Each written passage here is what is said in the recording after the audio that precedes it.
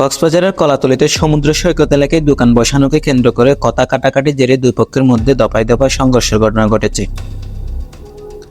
এই ঘটনায় ছাত্রদল নেতা বাবুসহ অন্তত 3 থেকে 5 জন গুরুতর আহত হয়েছেন। বৃহস্পতিবার সন্ধ্যা 6টার দিকে কলাতলী বিচ এলাকায় দোকান বসানোকে কেন্দ্র করে প্রথমে দুই পক্ষের মধ্যে কথা কাটাকাটি শুরু হয়। এক পর্যায়ে পরিস্থিতি উত্তপ্ত হয়ে উঠলে সংঘর্ষে জড়িয়ে পড়ে উভয় পক্ষ।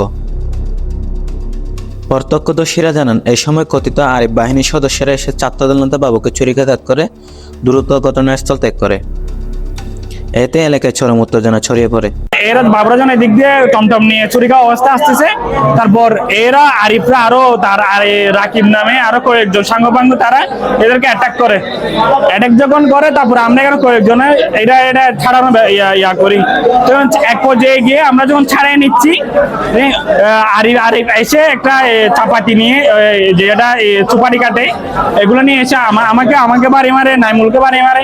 যাকে আহতদের দ্রুত চিকিৎসার জন্য কক্সবাজার সদর হাসপাতালে নেওয়া হলে সেখানে আবারও দুই পক্ষের মধ্যে উত্তেজনা সৃষ্টি হয়। পরে হাসপাতাল এলাকাতে দুই পক্ষের মধ্যে পুনরায় সংঘর্ষ ঘটনা ঘটে। এ সময় দুর্বৃত্তরা সৈকতপাড়া মিজানকে ছুরিকাঘাত করে পালিয়ে যায়। এতে ছাত্রদল নেতা সহ আরো বেশ কয়েকজন গুরুতর আহত হন। আরিফ বাড়চরা আরিফের বন্ধুরা হৃদয়, আয়ুব, ওর বন্ধুরা রিদওয়ান, কলাতলী রিদওয়ান, ওরা সবাই ছিল। কি ঘটনা হলো? তুচ্ছ ঘটনা নিয়ে একটা আমার বন্ধুদের সাথে কিছু মুখে বাড়াবাড়ির কারণে এটা নিয়ে কেন্দ্র করে আমাকে এখানে ওইখানে আমার বন্ধুকে ছুরির করে কলাতলীতে, তখন ওকে নিয়ে হাসপাতালে আসার ট্রিটমেন্ট করার জন্য আসছি। ওইখানে আমাদেরকে পাইছি, আমাদেরকে ছুরির আঘাত করতে। আরিফ, হৃদয়, রিদওয়ান, তারপর হচ্ছে যে আরেকজন হচ্ছে যে আয়ুব, এরা সাইমনের সামনে বসে থাকছে। আমি ইফতার করে উঠছি, ইফতার করে উঠার সময় এখানে ওটার মধ্যে আমি গাড়ি স্টার্ট দিয়েছি। হৃদয়, আয়ুব এসে আমাকে আগে ধাক্কা দিয়েছে। কি জন্য দিছে আমি জানি না। তো দেওয়ার পর আমি দিক থেকে এখানে প্রশাসন ছিল বলতে আমাকে দূরে গেছে। আমি গাড়ি নিয়ে সিপারের সামনে চলে আসছে।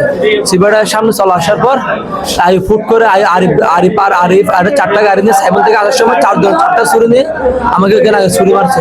ছুরি মারার পর তাৎক্ষণিকভাবে আমাকে এখানে হাসপাতালে নিয়ে আসার সময় পরিস্থিতি উত্তপ্ত হয়ে উঠলে খবর পেয়ে ঘটনাস্থলে ছুটে আসেন কক্সবাজার সদর সার্কেলের অতিরিক্ত পুলিশ সুপার আহমদ পিয়ার। তিনি পুলিশ সদস্যদের নিয়ে পরিস্থিতি নিয়ন্ত্রণে আনেন। আহতদের স্বজনরা জানান, আরিফ, হৃদয়, আয়ুব এলাকার চিহ্নিত সন্ত্রাসী এবং তাদের বিরুদ্ধে একাধিক মামলা রয়েছে। বিভিন্ন সময় গ্রেপ্তার হলে প্রভাব কাটিয়ে বারবার আইনের ফাঁক গেলে বেরিয়ে আসে তারা। এই মেহেদি এরা চিহ্নিত সন্ত্রাসী। এরা রাতে দিনে এই বিচের মধ্যে চিন্তা করে, চুরি করে, সবগুলো মানুষের কাছে প্রকাশ করে, দিনের মধ্যে মানবতার কাজ করে। এগুলো সবগুলো প্রশাসনের গাফিলাতি। ওদের নামে 20টা 30টার উপর মামলা আছে। এই মামলাগুলো এদেরকে ঢুকায় 5 দিন পরে, 7 দিন পরে প্রশাসন ওদেরকে বের করে দেয়। প্রশাসনের গাফিলাতির কারণে আজকে এই ছেলেগুলা হাসপাতালে দেখতে আসছে একটা রুগীকে। এই রুগী আমার ভাই, এই রুগীকে রেখে আসছে মাত্র। ওকে চুরির করে এখানে বিভিন্ন জায়গায় ওকে চুরির করে ওকে আহত করে। এখন আমার বড় ছেলে নাকি 10-20 জন ছেলে কলাতলী চুরি মারছে আমার দোকানের সামনে।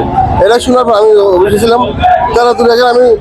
আমি যাওয়ার সময় বাচ্চারা দেখলাম, বাচ্চারা আমি হাসপাতাল চলে আসতেছি।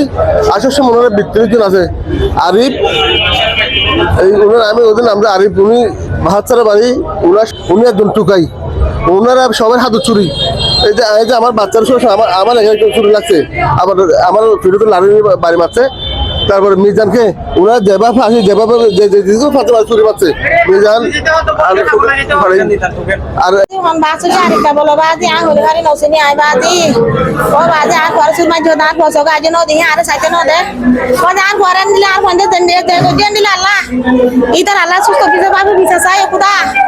এ বিষয়ে কক্সবাজার সদর মডেল থানার ভারপ্রাপ্ত কর্মকর্তা ওসি সমীউদ্দিন জানান, ঘটনার পর একজনকে পুলিশ হেফাজতে নেওয়া হয়েছে।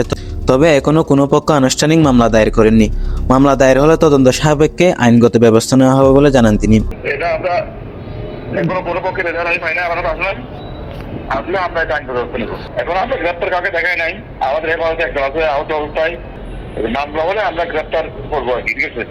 ঘটনার পরপর কক্সবাজারের থমথমে পরিস্থিতি বিরাজ করেছে। স্থানীয়দের দাবি চিহ্নিত সন্ত্রাসীদের দ্রুত আইনের আওতায় শাস্তি দেওয়া হোক। News desk, CPN, Cox's Bazar.